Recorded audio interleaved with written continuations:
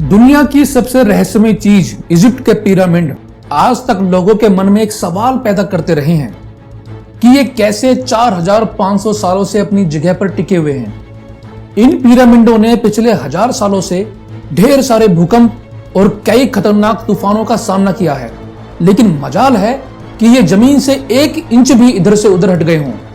तो आइए जानते हैं पिरामिडों के पीछे क्या रहस्य छुपा है। लगभग 500 फीट ऊंचे और 4500 साल पुराने इस पिरामिड के अंदर ऐसा क्या था जिसको जानने के लिए एक रिसर्च टीम इसके पीछे पड़ गई। उन्होंने एक रोबोट कैमरा पिरामिड के अंदर भेजा। एक जगह पर आकर रोबोटिक कैमरा रुक गया क्योंकि अब उसके सामने पत्थर का एक स्लैब था। रिसर्च टीम की जिज्ञासा चरम पर पहुंच गई कि इस स्लैब के पीछे जरूर कोई ऐसा राज छुपा है जो पिछले 4500 सालों से दफन है। यह राज इनको हर कीमत पर जानना था, इसलिए उन्होंने रोबोट के आगे एक ड्रिल मशीन लगाई जिसने उस पत्थर के स्लैब में बारीक सुराख करा। अब इस सुराख के अंदर एक ऐसा कैमरा भेजा गया जिसने स्लैब के उस पार एक ऐसा नजारा देखा जो पिछले 4500 सालों से किसी ने भी नहीं देखा था। दोस्तों, मिस्र यानी इजिप्ट में टोटल 118 पिरामिड मौजूद हैं। इनमें से सबसे ऊंचा और बड़ा पिरामिड है the great pyramid of Giza और इसका बेस एरिया 13 एकड़ है। एक कैलकुलेशन के हिसाब से इस पिरामिड में टोटल लगभग 23 लाख बड़े बड़े पत्थरों का इस्तेमाल हुआ है, जिनमें से कई पत्थरों का वजन 50 टन भी है। इतना भारी भरकम, इतने ऊंचे और आलीशान पिरामिड बनाने का आखिर मकसद क्या था, जबकि हजारों साल पहले जब इंसान के पास कोई टूल्स, मशीन भी मौजूद नहीं थे, तब इन पिरामिडों को कैसे परफेक्ट मेजरमेंट किया गया, कैसे 50 टन वजन वाले पत्थरों को परफेक्ट काट कर बिना क्रेन मशीन के ही लगभग 500 फीट ऊंचाई तक पहुंचाया गया। और इनको बनाने में ऐसे कौन से इंजीनियर्स का हाथ था जिन्होंने इन पिरामिड को भूकंप, तूफान से बचाव के साथ साथ पिरामिड की साइड्स को एक्यूरेट 51.5 डिग्री के एंगल पर सेट किया। तो दोस्तों, इसके छुपे हुए रहस्य को और गहराई से ढूंढते हैं।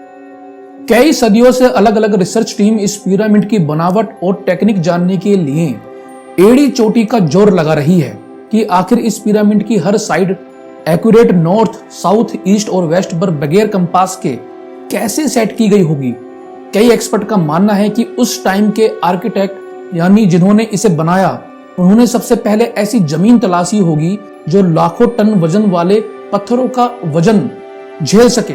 उसके बाद बोलर स्टार यानी वो सितारे जिनकी मदद से अर्थ के पोल्स का पता पड़ता है, उनकी मदद से पिरामिड की हर साइड पर निशान लगाए होंगे। ना कोई कंपास, ना कोई ऑप्टिकल इंस्ट्रूमेंट, सिर्फ इस बेसिक टेक्निक से हजारों साल पहले इस पिरामिड की डायरेक्शन सेट की गई, और वह भी बिना किसी गलती के। जिस 13 एकड़ की जमीन पर इस पिरामिड को बनना था, उसका लेवल थोड़ा सा भी आउट होता तो 23 लाख पत्थरों के इस पहाड़ का खड़ा होना बिल्कुल भी मुमकिन नहीं था। अब इस जमीन को लेवल करने के लिए उस टाइम की इंजीनियर के पास ना ही लेजर लेवलर था और ना ही बबल लेवल थी। एक एक्सपर्ट्स का मानना है कि कंस्ट्रक्शन साइट की चारों साइड पर खड्डा करके उसमें पानी डाला गया होगा और फिर एक साइड के पानी के लेवल से दूसरी साइड के पानी के लेवल को मैच किया गया होगा। जो जमीन का हिस्सा पानी के लेवल से मैच नहीं कर रहा होगा, उसको छेनी हथौड़े की मदद से काटकर लेवल किया गया होगा। कई एक्सपर्ट का मानना है कि प्राचीन मिस्र वासियों ने इस सिंपल टूल का भी इस्तेमाल किया होगा, जिसकी दोनों साइड पर लकड़ियां और उसके ठीक सेंटर पर एक रस्सी से पत्थर बंधा हुआ है। अगर पत्थर जब इसे टच हो गया और उसकी नपाई ठीक सेंटर लाइन पर आ रही होगी, तो इसका मतलब है कि बीच की जमीन परफेक्टली लेवल पर है। अब पिरामिड कंस्ट्रक्शन साइट पर डायरेक्शन भी सेट थी, निशान भी लग चुके थे और जमीन का लेवल भी सेट था। अब बारी थी कंस्ट्रक्शन स्टार्ट करने की, जिसके लिए लाखों टन वजनी और बड़े पत्थरों की जरूरत थी। लेकिन ये पत्थर काटने के लिए ना ही उनके पास कोई आधुनिक मशीन थी और ना ही कोई उपकरण था, लेकिन फिर भी उन्होंने 50 टन वजनी पत्थर काटे भी और उनको स्क्वायर या रेक्टेंगल या चकोर आकार भी दिया। लेकिन आखिर किसकी मदद से ऐसा हुआ? उस समय में एक मात्र औजार था जिसकी मदद से पत्थरों को काटा गया होगा। एक्सपर्ट का मानना है कि पिरामिड की कंस्ट्रक्शन पर इस्तेमाल होने वाली छेनी सिर्फ कॉपर से ही बनी नहीं थी, क्योंकि उनको यह भी मालूम था कि कॉपर नरम होता है और पत्थर नहीं काट सकता, इसलिए इसमें एक केमिकल यानी आर्सेनिक भी शामिल किया गया। और कॉपर और आर्सेनिक से बनाई जाने वाली यह छेनी लकड़ियों के हथौड़ों से पत्थरों पर ठोकी जाती रही होगी और कई घंटों की मेहनत के बाद बड़े बड़े पत्थर आकार में लाए जाते होंगे। अब जो कि यह खास किस्म का पत्थर जिसको आज लाइमस्टोन कहा जाता है, उसकी कटाई pyramid construction site Giza pyramid से 250 किलोमीटर दूर टोरा के शहर में हो रही थी। अब समस्या यह थी कि वे पत्थर गीजा पिरामिड तक ट्रांसपोर्ट कैसे किया गया। हर एक पत्थर 50 टन के बराबर था, जो लगभग ऐसे 23 लाख पत्थर सिर्फ एक पिरामिड में इस्तेमाल होने थे। इतना ज्यादा वजन ट्रांसपोर्ट करने के लिए ना ही उस दौर में कोई जानवर काम आ सकता था, ना ही उनके पास बड़े बड़े ट्रक थे। अगर आज ये काम करना हो तो बड़ी बड़ी कंपनियों के पसीने छूट जाएंगे। बड़ी दिलचस्प बात यह है कि यह काम मजदूरों और नावों की मदद से किया गया। टोरा और गीजा पिरामिड के बीच नदी का फायदा उठाया गया और बड़ी बड़ी नावों में पत्थर लादकर पिरामिड साइट पर पहुंचाए गए। एक्सपर्ट का मानना है कि यह काम इतना आसान नहीं था। पानी के जहाजों में इतने बड़े पत्थर की लोडिंग और अनलोडिंग में कम से कम 500 मजदूरों की ताकत एक ही समय में लगाई गई होगी।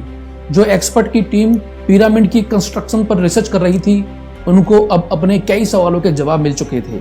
लेकिन एक बात उनको हर वक्त सता रही थी कि लाइमस्टोन पत्थर कट भी गए, ट्रांसपोर्ट भी हो गए और कंस्ट्रक्शन के दौरान एक के ऊपर भी लगना शुरू हो गए। पर बात यह थी कि पत्थर इतनी ऊंचाई तक आखिर पहुंचाया कैसे गए होंगे। कई एक्सपर्ट का मानना है कि पिरामिड की कंस्ट्रक्शन से पहले ही ये प्लान बना लिया गया होगा। यह एक स्पाइरल ट्रैक के जरिए ऊपर तक गए होंगे या फिर एक जिगजैग तरीके से। लेकिन ये बात तो तय है कि 50 टन के पत्थर ऊपर मजदूरों की मदद से ही खींचे कर गए होंगे। अब बात सिर्फ लाखों मजदूरों द्वारा छेनी हथौड़े से पत्थर काटने और इतने बड़े पत्थरों को ट्रांसपोर्ट करने की ही नहीं थी। इस पिरामिड के अंदर कंपार्टमेंट मौजूद थे और उनके अंदर जाने का रास्ता और कई छोटी छोटी सुरंगें भी बनाई गई थी। बाकी सब चीजें तो ठीक हैं, लेकिन एक चीज एक्सपर्ट को इतना ज्यादा हैरान कर रही थी कि वो उलझन में फंस गए। और बात यह थी कि अंदर के कंपार्टमेंट में जो पत्थर इस्तेमाल हुआ था वह लाइमस्टोन नहीं बल्कि ग्रेनाइट था। दोस्तों, ग्रेनाइट एक ऐसा पत्थर है जो दुनिया का सबसे सख्त कठोर पत्थर माना जाता है। आजकल के मॉडर्न दौर में भी ग्रेनाइट बड़े बड़े ग्राइंडर की मदद के सिवा कट ही नहीं सकता। दुनिया भर से कई आर्कियोलॉजिकल एक्सपर्ट को पिरामिड का विजिट भी कराया गया, लेकिन किसी को भी इस बात का सबूत नहीं मिला कि 4500 साल पहले प्राचीन मिस्र वासियों ने ग्रेनाइट जैसे ठोस पत्थर को इतनी सफाई से कैसे काटा होगा। आखिरकार कई सालों के बाद एक्सपर्ट ने इस रहस्य और गुप्त राज को भी ढूंढ लिया।